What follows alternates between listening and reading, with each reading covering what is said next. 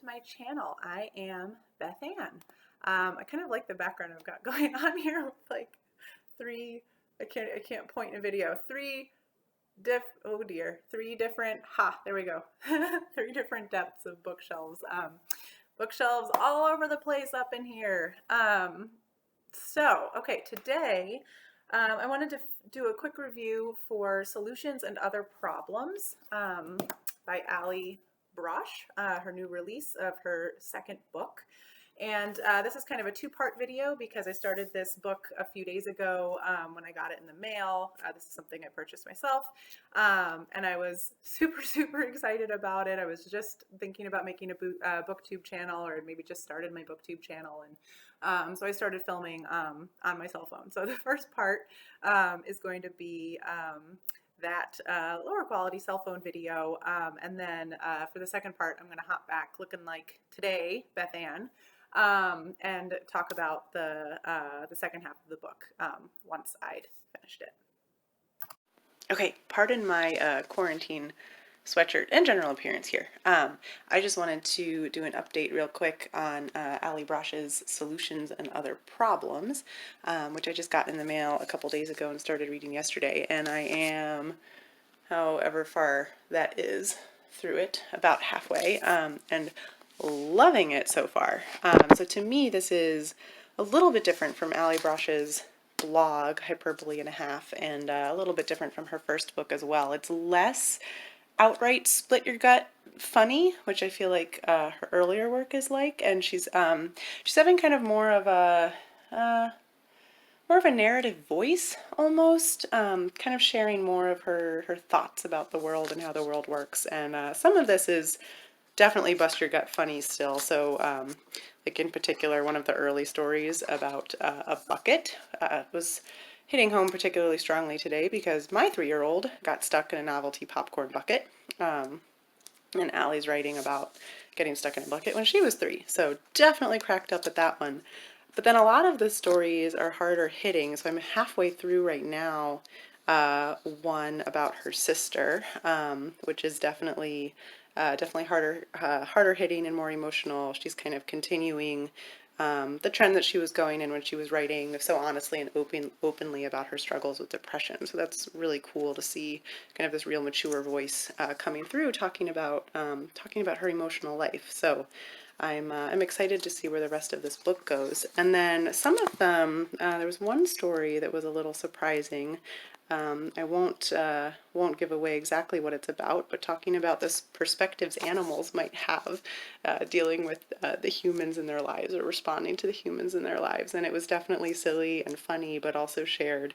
It seemed like a real opinion and a real perspective that she has about something that's very relevant. So yes, definitely really enjoying this book. I'm going to have to figure out some other way of filming so that things aren't mirrored like that. But anyway, loving this book so far. Of course, because it's essentially comics in book form, I'm going to blaze through it. I would really like to finish it in the next couple of days, as long as my 3-year-old lets me. So just a quick update about that. Now I'm back to talk about the second half of Solutions and Other Problems by Allie Brosh. So the TLDR version is absolutely loved this book. If you love humor and a combination of really good art that's supposed to look like it's not very good, but you can actually tell is really good and had a lot of time and effort put into it, and very succinct, concise humor with observations about life, go get this book. A little bit longer. I talked in the previous clip about how Allie Brosh has really, I think she's really found her voice as more of a mature author. So there's a lot more kind of life lessons and life experience pieces in this book than in Hyperbole A Half, I think. So it's a little less of the bust your gut, like I said, and still the second half of the book. She's really continuing with astute observations about life. So there's a lot of thoughts in here about grief, about surviving after grief. And there's a lot of stories that I really like about accepting life as you find it. I think maybe people who are very religious might not like this book, or might not really feel some of the messages that she really wanted to say, speaking directly to them. But as somebody who's not religious, I actually really appreciated this book. I thought it was just like a very realistic, very humorous take on life, on just accepting it as it comes, being a good person anyway, and finding kind of the little moments that we enjoy and that pull us through. So I really appreciated that. I also felt like I got a parenting lesson. She has a story called The Ugly Duckling, talking about how kind of how we prepare kids for adulthood and what that looks like and some of the ways in which we've done it wrong.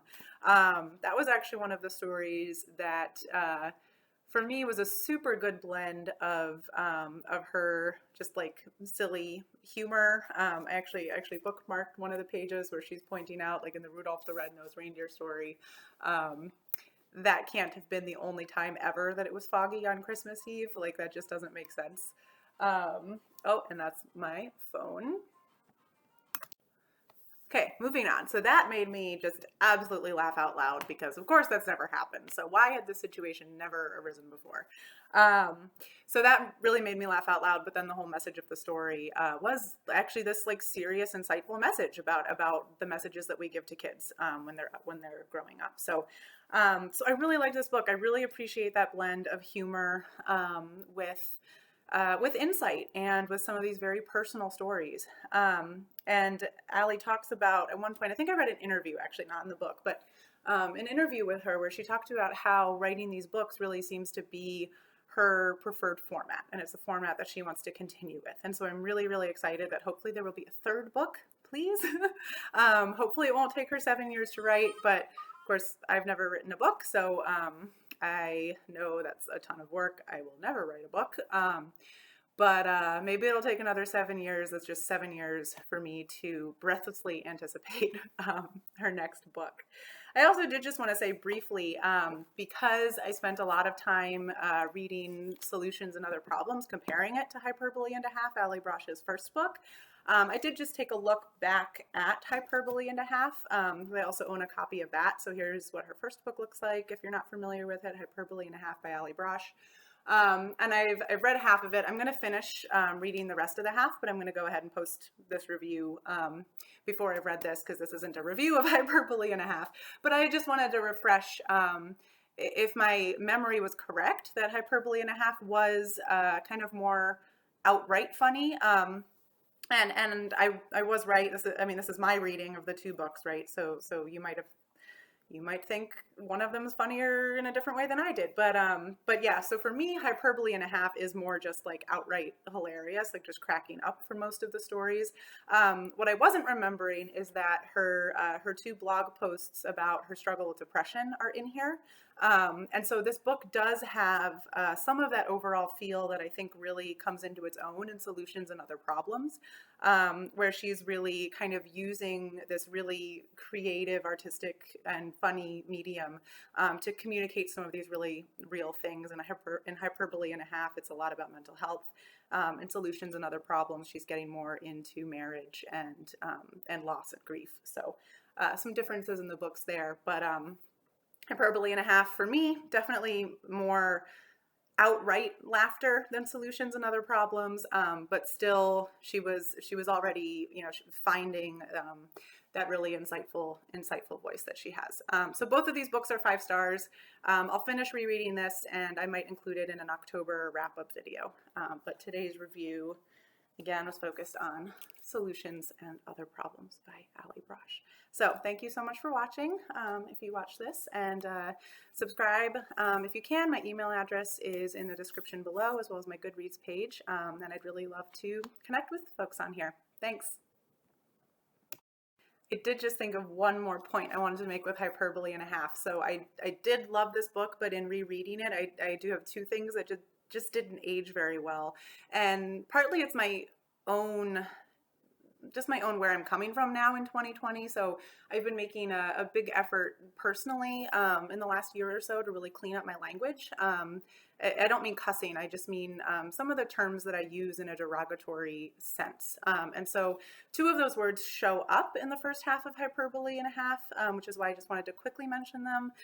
So the word retarded and the word Eskimo are both words that I'm trying really hard not to use because I've heard from communities to which those words are often applied, that they have a derogatory history and a derogatory usage. And so I'm trying to eliminate those from my language. And so Allie does use each of those words once in the first half of this book, and not in a derogatory way, just in the way that like there's a common cultural usage. And certainly in 2013, I don't think those conversations were as widespread.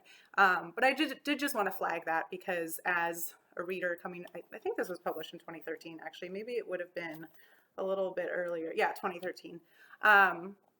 So yeah, just from the 2020 perspective, just looking back and rereading the first half of this and knowing the journey that I've gone through over the last 7 years, those two things just kind of stood out to me just a little bit. But again, she doesn't misuse them. She's not using them in a deliberately derogatory way. It's just she's using them in the common usage way that maybe we're past in 2020. Did not have any of those things pop up in Solutions and Other Problems, the newer book that just came out. So just putting that out there for anybody who is prone to noticing things like that, like me. So I think those are my final thoughts for today on these two books. Again, 5 stars for both of them. Love them, absolutely. Living on my bookshelf forever. Will return to them again and again.